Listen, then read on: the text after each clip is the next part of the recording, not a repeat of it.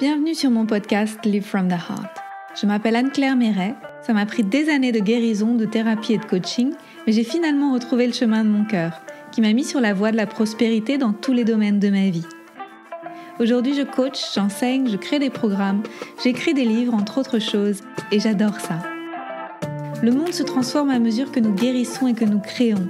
Je sais que nous pouvons prospérer au niveau individuel aussi bien qu'au niveau collectif, si on retrouve le chemin du cœur.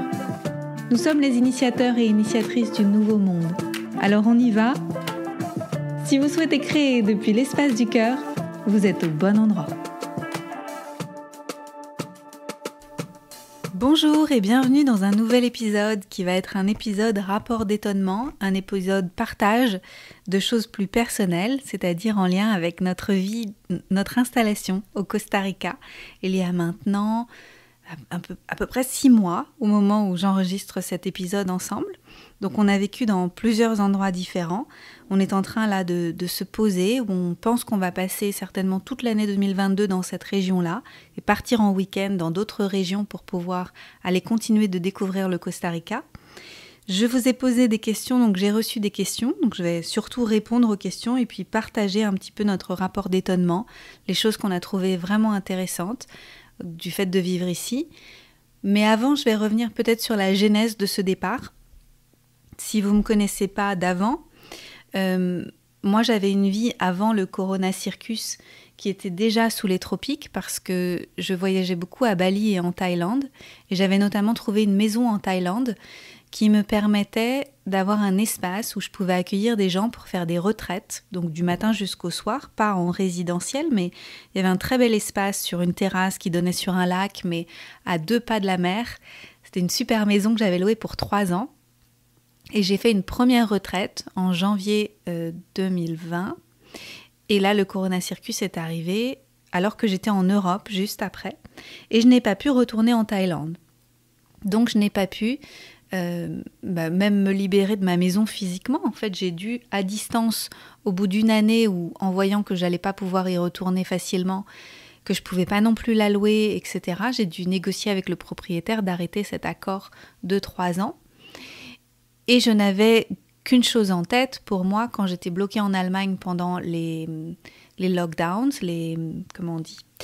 Quand on était bloqué à la maison, je n'avais qu'une chose en tête, c'était de déménager en fait, de repartir vivre sous les tropiques comme je l'aime. Ça a pris du temps parce que Christian, lui, était salarié à Berlin.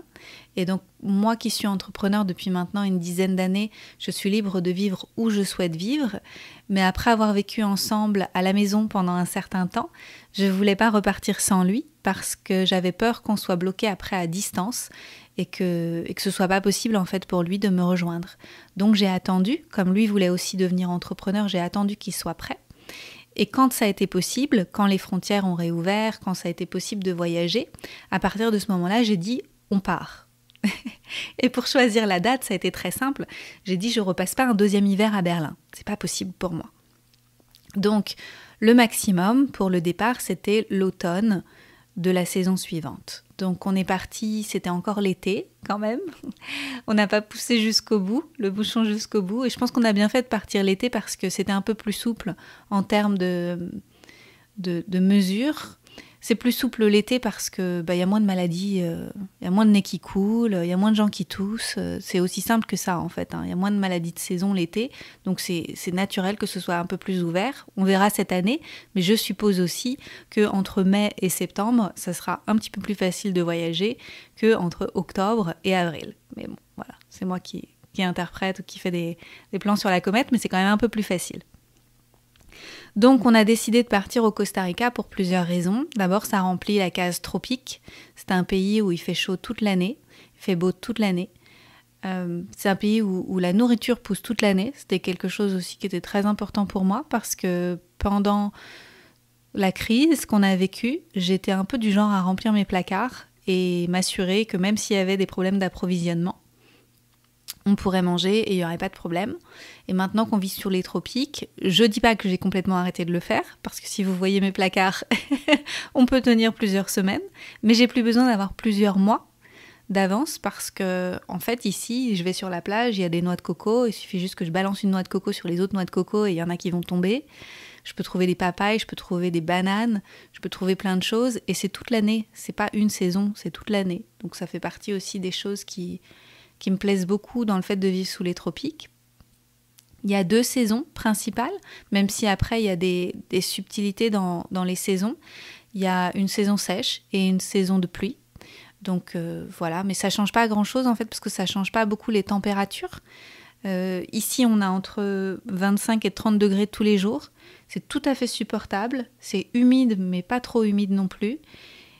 Et je tiens à dire qu'on est près de la mer. Donc ça, c'est les températures qu'on a près de la mer et qu'on a eues dans plusieurs endroits. Donc on a visité plusieurs lieux. On a été pendant 4 mois à Santa Teresa.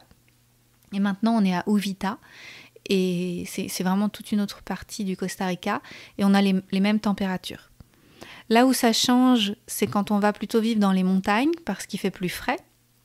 Et c'est aussi plus humide. Je pense tout simplement qu'ici, on a un petit peu plus de vent et que ça doit contribuer à ce que ce soit un petit peu plus sec et plus ensoleillé. Il y a plus de vent et c'est plus ensoleillé. Donc, il y a de l'humidité toujours. Donc, on a des déshumidificateurs dans les pièces. Mais dans les montagnes, c'est pire. C'est pire dans le sens où les gens doivent faire vraiment attention à toutes les moisissures qui peuvent arriver parce que ça va très très vite au Costa Rica, mais comme en Thaïlande et comme à Bali, les moisissures, surtout au niveau des appareils électroniques, mais aussi des vêtements et tout ça, c'est des choses sur lesquelles il faut faire attention. Mais je le savais parce que j'avais déjà vécu dans les milieux tropicaux. Alors au niveau de ce qu'on aime, donc on est vraiment surpris parce que quand on regardait des vlogs donc des vlogs, c'est des vidéos sur YouTube, c'est comme des blogs en vidéo. Quand on regardait tout ça sur YouTube avant de déménager pour pouvoir choisir le pays dans lequel on allait aller, on se disait « Oh, mais le Costa Rica, c'est beau, mais c'est pas si beau comme la Thaïlande ou comme Bali, par exemple. » Et on critiquait un peu les plages, on se disait « Oh, mais les plages sont pas si belles, l'eau n'est pas si belle. » Et en fait, c'était vraiment des remarques que aujourd'hui je trouve ridicules. Et je pense que c'est des remarques un peu d'enfant gâté, parce que quand j'allais en Thaïlande, oui, c'était très beau. Et c'est vrai que pour moi, ils ont des plages qui sont parmi les plus belles du monde. Mais surtout, je me rendais pas compte à quel point il y avait d'autres formes de beauté. Et ici, maintenant, depuis qu'on vit au Costa Rica, je me dis, mais en fait, c'est juste extraordinaire la beauté qu'il y a ici, parce que c'est beaucoup plus sauvage. Et quand je me promène à la plage tous les matins, je me dis, mais c'est quand même fou. Ce pays a fait des choix qui sont vraiment des choix radicaux et qui changent tout quand on se promène sur la plage. En fait, c'est interdit de construire des habitations, des hôtels, des restaurants, quoi que ce soit, sur la plage au Costa Rica. Donc en fait, vous n'avez rien à moins de je ne sais pas combien de mètres. Et c'est juste ouf, c'est magnifique. Ça veut dire qu'il y a plein de palmiers sur le bord des plages. Ça veut dire qu'il y a plein d'animaux sur les bords des plages, incluant des animaux sauvages aussi. C'est-à-dire que c'est pas rare que les gens nous aient dit « Ah, mais si vous allez marcher un petit peu plus loin, attention, il y a des crocodiles. » Donc ça va aussi avec ça. C'est-à-dire qu'on vit dans des régions où il faut faire peut-être un petit peu plus attention que là où c'était complètement défriché. Parce que forcément, si vous construisez des hôtels et des habitations et des restaurants, bah vous allez tuer une partie des habitats des animaux sauvages, et ouais, il va pas y en avoir des serpents et des crocodiles. Et donc, ça dépend ce que vous cherchez, en fait, pour votre vie. Mais moi, je trouve ça super que ce soit plus sauvage. Donc, on a notamment énormément de singes, ici dans le coin, et c'est des singes qui s'appellent des howler monkeys, et donc, ils hurlent fort, et ils nous réveillent la nuit, et on les entend le soir, on les entend le matin. On est au milieu de la nature. Et ça, c'est des choses que j'avais pas vécues. Même quand je suis allée dans des endroits un petit peu plus reculés à Bali et en Thaïlande, c'était pas pareil.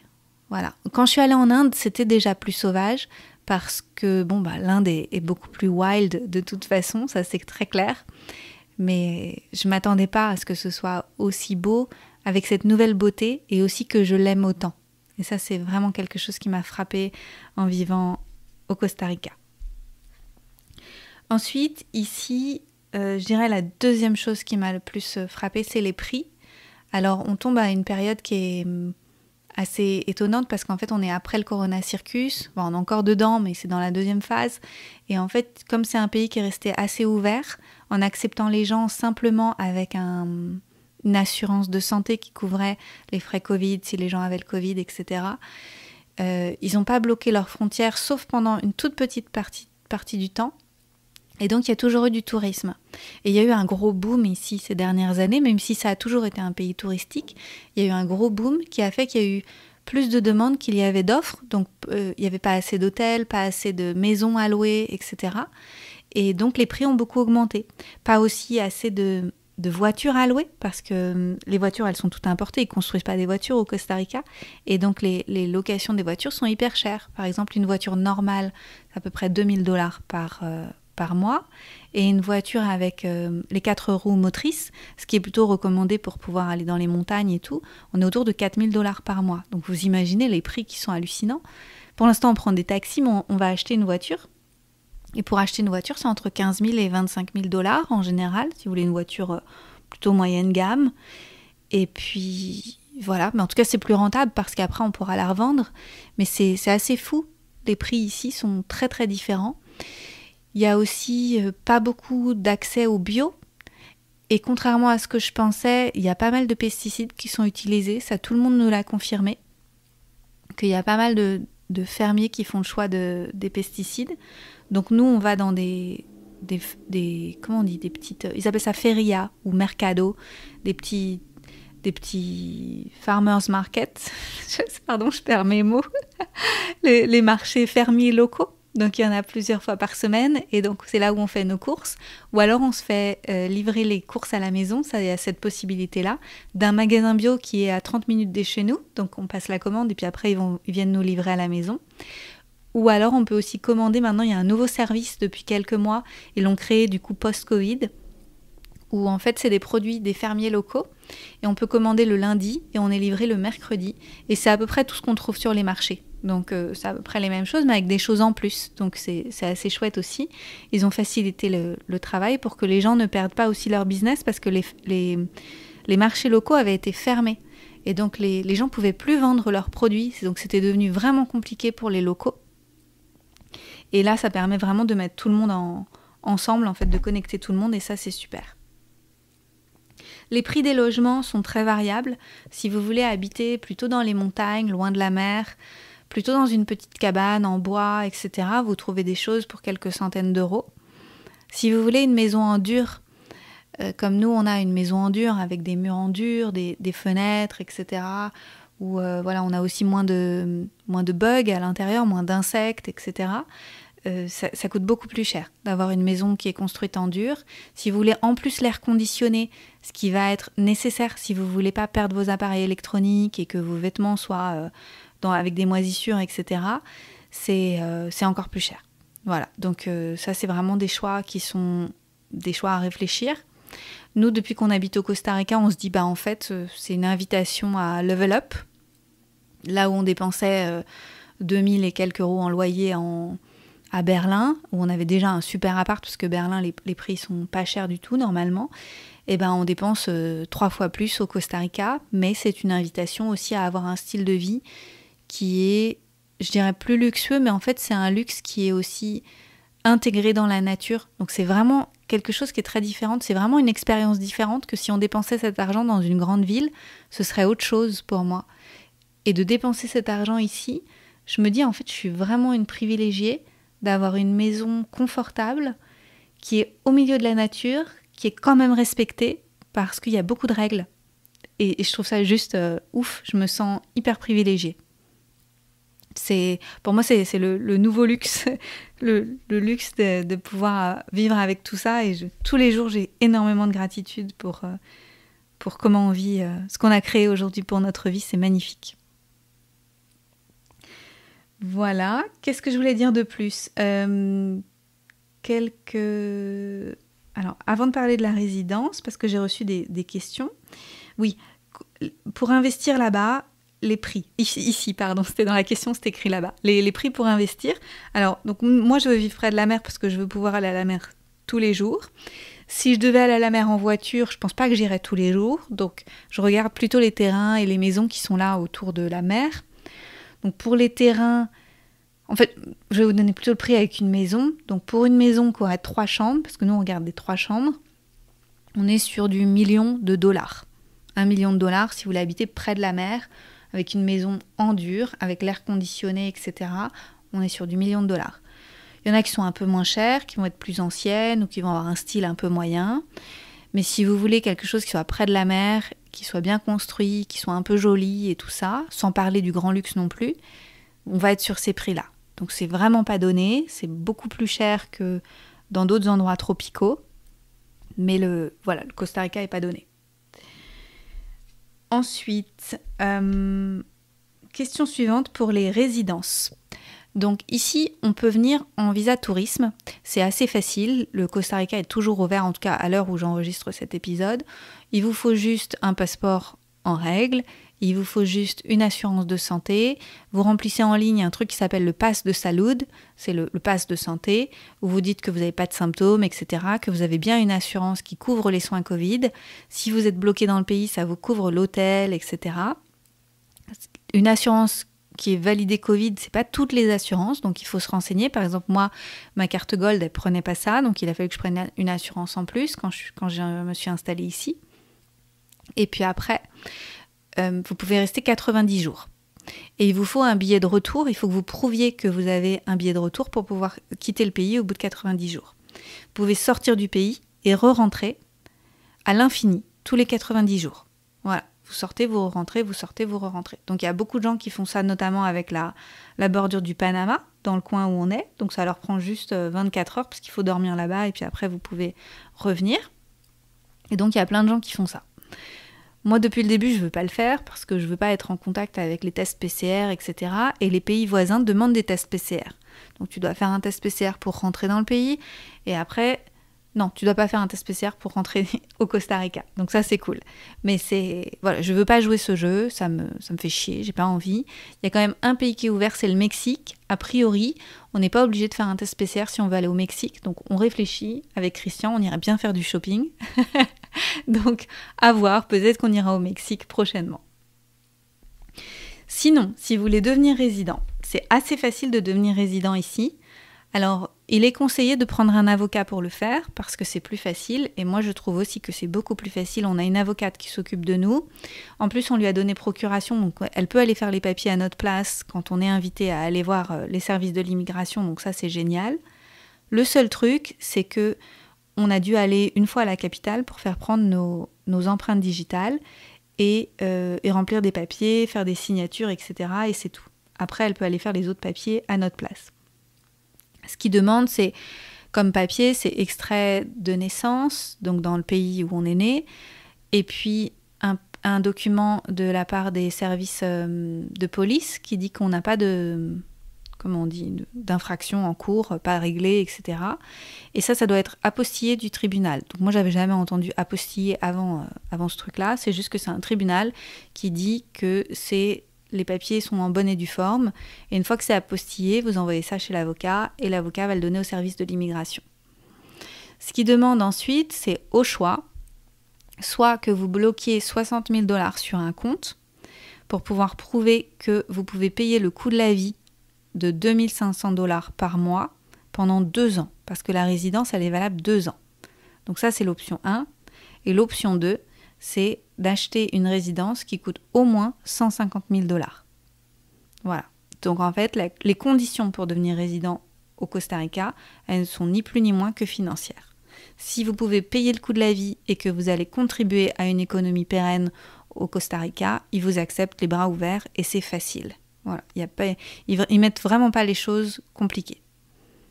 Sinon, il y a un autre visa qui a été mis en place, qui a été validé l'été dernier, qui s'appelle le visa Digital Nomade, qui n'est pas encore en application au jour où j'enregistre ce podcast. Il existe, il a été confirmé, il a été validé, mais il n'est pas encore en application, il n'y a pas de formulaire encore à remplir, il n'y a pas de processus pour que ce soit accepté, etc. Donc nous, on louchait dessus depuis quand même le début du Corona Circus, et quand ils l'ont validé juste avant que nous, on parte en voyage, on s'est dit que ce serait bon et qu'on prendrait celui-là, mais il n'est toujours pas mis en application. Et donc les modalités, quand ça va passer, ce sera qu'il faut gagner $3,000 par mois minimum, de façon régulière, pouvoir prouver qu'il y a cette rentrée d'argent, et ils vous donnent le droit de rester dans le pays pendant 12 à 18 mois. Mais vous restez résident de votre pays d'origine.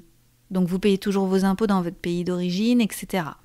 Donc c'est la nuance. C'est juste que vous êtes plus obligé de faire les visa run, de quitter le pays et de re-rentrer. Voilà.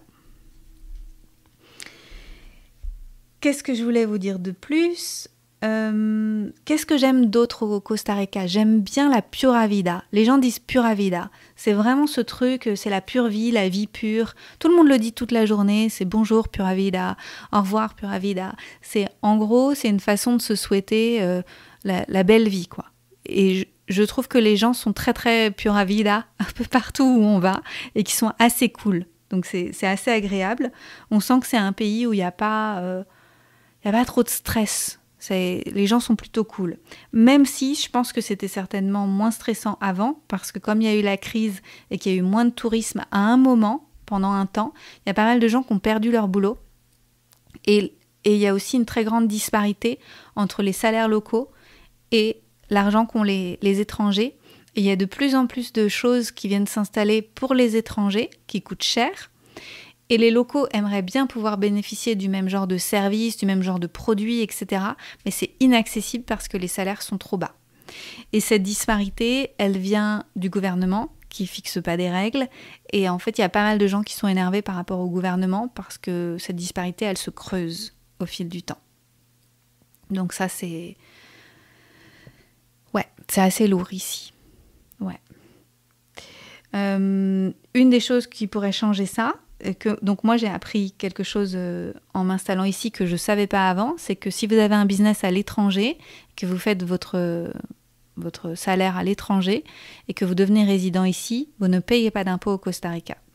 Et ça contribue aussi d'un décalage, parce que d'un côté c'est génial, donc moi je suis contente en fait d'avoir découvert ça, surtout par rapport à la France, les impôts en France sont très très élevés, et au Costa Rica, si vous gagnez votre business, si votre business est à l'étranger, vous payez rien.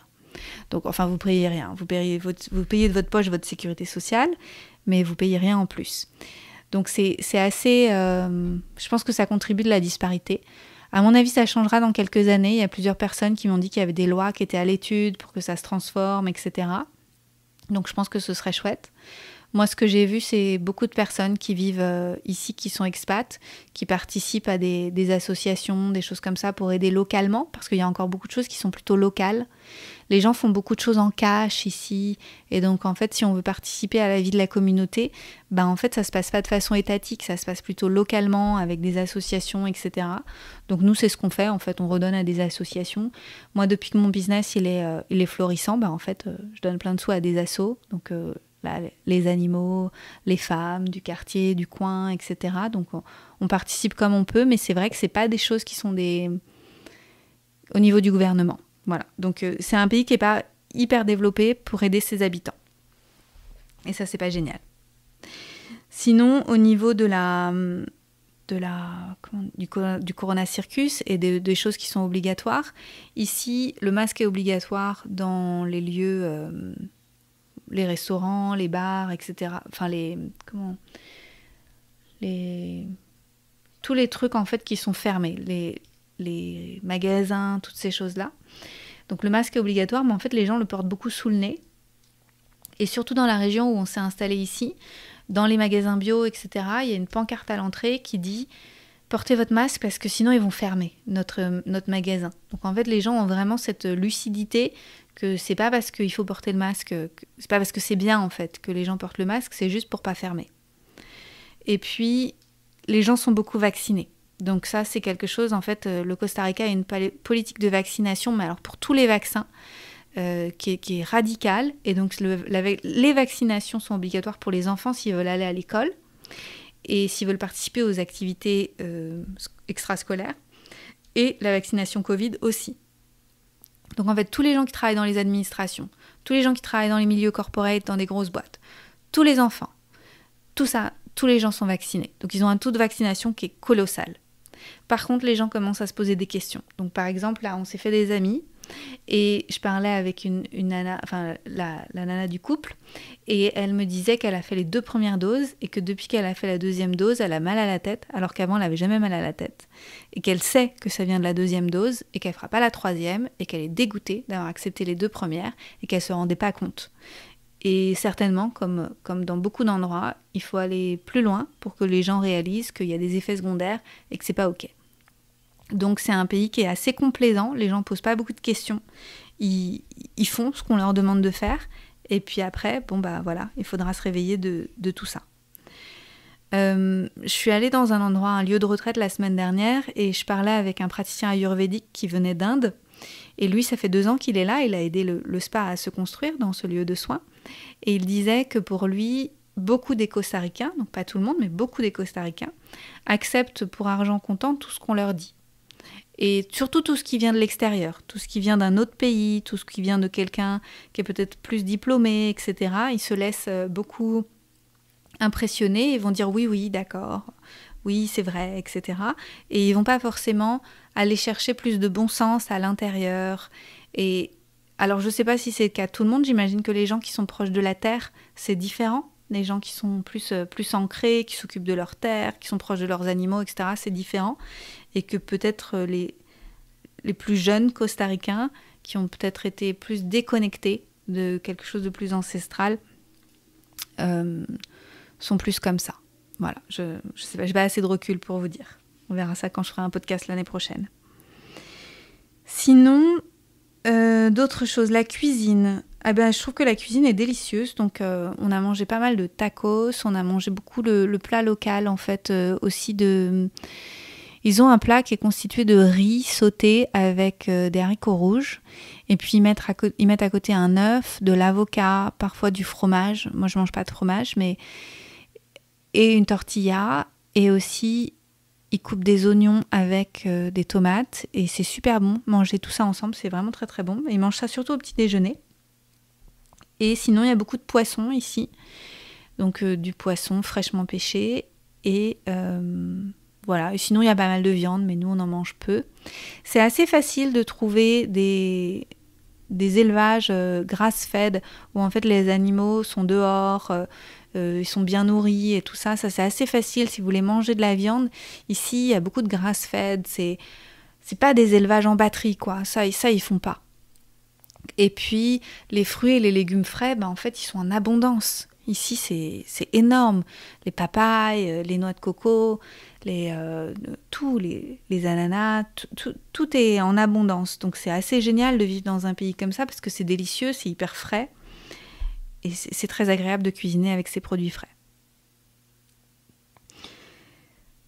Voilà. Est-ce qu'il y a une empreinte spirituelle ancestrale, un peu comme au Mexique, au Pérou, etc. Alors, il y a peu de communautés indigènes ici. Alors, il y en a, mais il n'y en a pas beaucoup. Et ça, j'en parlais avec quelqu'un dernièrement qui a ouvert une association, justement, et qui propose de participer et d'aider les communautés sur place pour pouvoir leur faciliter la vie parce qu'elles sont un peu isolées. Et c'est pas évident. Je pense que, moi je suis pas encore allée à leur rencontre, mais ça a l'air d'être pas simple de trouver. Et sinon, il y a beaucoup de lieux ici pour pouvoir faire des cérémonies ayahuasca, comment ça s'appelle avec le cactus là j'ai oublié. Voilà, la grand-mère ayahuasca ou le grand-père cactus. Et donc, vous pouvez faire tout ça. Ici, c'est assez facile, c'est accepté. Donc, toutes les cérémonies ici sont acceptées. Même les mushrooms, les gens en prennent, il y en a partout. Et, mais les chamans viennent beaucoup de Mexique. Voilà, c'est ce que j'ai entendu. C'est que les chamans viennent beaucoup du Mexique ici. Je ne fais pas ces cérémonies-là, donc je ne pourrais pas vous en dire beaucoup plus, mais suivez Christian, mon compagnon, parce que lui, il a prévu de participer à tout ça. Voilà, je crois que j'ai fait le tour. Quelqu'un m'avait demandé adaptation au niveau professionnel, mais en fait, pour moi, ça ne change pas grand-chose, parce que je peux habiter partout, je fais le même travail. Je dirais que la seule différence, c'est le décalage horaire, qui est dans l'autre sens par rapport à comment je vivais avant, parce que quand je vivais donc en Thaïlande et À Bali, j'avais plusieurs heures d'avance sur la France et maintenant j'ai plusieurs heures de retard. Donc quand je me lève le matin, j'ai beaucoup de messages, beaucoup de choses en fait qui se sont déjà passées au niveau de l'Europe. Et donc je rattrape un peu le temps. Et après, finalement, j'ai assez peu d'heures dans la journée où je suis alignée avec la France. Mais en fait, ça se fait. C'est juste une question d'organisation. Ça m'oblige à être mieux organisée pour pouvoir fixer mes rendez-vous, pour pouvoir avoir du temps pour moi pour aller à la mer le matin et pour pas finir trop tard le soir. Donc ça, c'est juste une question d'organisation. Et puis sinon, il y avait une autre chose que j'avais notée, que je voulais partager, c'était au niveau des infrastructures ici. Quand on veut passer d'une ville à l'autre, c'est pas très pratique parce que donc il n'y a pas de train, donc c'est forcément en voiture. Les taxis sont assez chers. Il y a des navettes et il y a des bus, mais je pense que les bus, ça doit être assez long et en plus, il faut porter un masque. Donc là, ça doit être vraiment épuisant de porter le masque pour passer d'une ville à l'autre, mais c'est possible, ils ont une bonne infrastructure de bus. Mais si vous voulez prendre un taxi, ça va vous coûter assez cher d'aller d'une ville à l'autre pour pouvoir vous déplacer. Sinon, il vous faudra une voiture à vous. Les routes, elles sont bien, elles sont chouettes, c'est vraiment des belles routes, mais il n'y en a pas beaucoup. Et du coup, comme les gens prennent les belles routes pour pouvoir aller d'un endroit à l'autre, eh ben ça prend du temps parce qu'en fait, tout ça, c'est éloigné. Et sinon, il y a des plus petites routes, mais là, c'est vraiment les routes caillouteuses, dans la gadoue, etc. Et là, c'est l'aventure. C'est la grosse aventure, le Costa Rica, quand même. Je tiens à le dire. Et pour la sécurité aussi, c'est un pays que je trouve assez sécurisant si vous restez dans les endroits qui sont éclairés, où il y a du monde autour, etc. Moi, je me suis jamais sentie vraiment en danger. Mais par contre, je suis bien les règles que j'ai lues partout, dans les livres que j'ai lus, dans les blogs, les articles de blog que j'ai lus, etc. C'est de ne pas sortir le soir, et surtout pas en tant que femme seule. Pas prendre la voiture le soir non plus. C'est quelque chose qui a été dit plusieurs fois. Donc la vie s'arrête un petit peu à 18h, quoi, parce qu'il fait noir à 6h tous les soirs. Bien fermer à clé la voiture, bien fermer à clé les portes des maisons, des appartements, etc. Parce qu'il y a beaucoup de vols. Rien laisser traîner sur la plage si vous allez vous baigner, etc. Ça, c'est les basiques au Costa Rica, parce que c'est un pays dans lequel il y a beaucoup de vols. Il y a très peu d'agressions physiques, je pense, mais il y a beaucoup de vols. Voilà. Mais ça, c'est parce qu'il y a les disparités au niveau de la pauvreté. Voilà, je crois que j'ai fait un peu le tour. Je pense que c'est un pays qui est très agréable si on aime la solitude, si on apprécie d'être un petit peu plus éloigné de tout, d'être un petit peu plus dans une bulle, au cœur de la nature. Vraiment, si on cherche cette connexion-là, c'est un chouette pays. Moi, j'aime beaucoup ça, en tout cas. Et puis, il y avait autre chose. Ah oui, Internet. Quand même, un gros point si vous travaillez en ligne, Internet peut être super challengeant. Donc plus vous êtes près des grandes routes, plus ça va être facile. Plus vous allez vous éloigner et aller vivre dans des endroits perdus, plus ça va être difficile. En saison sèche, Internet est relativement stable. En saison humide, avec les tempêtes, etc., il y a plus de coupures. C'est bien d'avoir des backups, donc d'essayer de trouver des maisons, des appartements dans lesquels il y a la fibre optique. Et mieux encore qu'il y ait plusieurs lignes de fibre optique. Si on a une qui tombe, du coup, vous avez des backups. Ensuite, acheter un petit générateur. Donc, nous, on a un petit générateur, ce qui fait que, en fait, le générateur est branché à la prise et le modem est branché au générateur. Ce qui fait que quand il y a des micro-coupures d'électricité, pas d'internet, mais d'électricité, on ne perd pas le modem. Et donc, ça permet de continuer à enseigner et coacher en ligne et faire tous les programmes qu'on fait et tout ça, sans stress. Dans la prochaine maison qu'on aura, ce sera légèrement moins bien que celle-ci. Et donc, je pense qu'on achètera aussi un modem portatif dans lequel on mettra une SIM locale et on pourra recharger la SIM en fonction de nos besoins si on a une coupure Internet. Mais ça peut être vraiment un challenge. Si vous allez plutôt dans les montagnes, etc., où c'est plus challengeant, votre coupure Internet, ça se trouve, ça peut mettre 24-48 heures à se rétablir. Et pendant ce temps-là, vous ne pouvez pas travailler. Donc ça, c'est quelque chose à prendre en compte aussi quand même. Si vous êtes en phase de développement de business, comme je sais qu'il y a pas mal de gens qui me suivent qui sont aussi en phase de développement de business, c'est pas le pays le plus facile. Mais ça se fait. Regardez, je suis là depuis 6 mois. J'ai lancé des programmes, j'enseigne en ligne et j'ai pas de problème pour l'instant. Mais en même temps, je mets les moyens et le budget pour avoir des maisons qui sont solides et d'avoir des belles infrastructures. Voilà, je crois que j'ai partagé tout ce que j'avais à partager pour l'instant. Ce que je trouve beau, c'est que le Costa Rica attire beaucoup de personnes inspirantes. Autour de moi, j'ai rencontré pas mal de personnes qui sont des entrepreneurs du nouveau monde, des personnes qui sont assez connectées à leur cœur et qui sont des belles créatrices.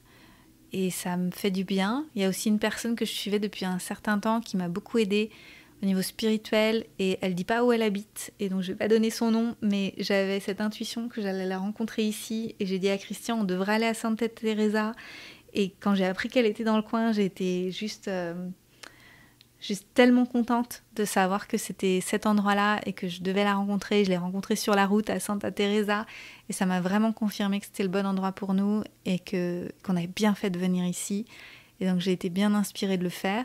Je pense que la terre du Costa Rica a des choses à m'enseigner, que j'ai des choses à découvrir à propos de moi ici, à propos des prochaines étapes de mon chemin, et que je ne suis pas là ici juste parce que j'aime les tropiques et juste parce que c'est un pays qui était ouvert et qui n'avait pas besoin de me fourrer un truc dans le nez ou que je me mette un truc dans les veines pour pouvoir être acceptée.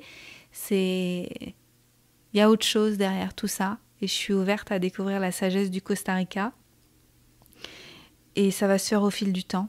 Ça va se faire en marchant pieds nus, en profitant de la nature, en rencontrant les animaux, en écoutant le vent, en écoutant ce que l'océan a à me raconter, en prenant le temps de goûter les saveurs du pays.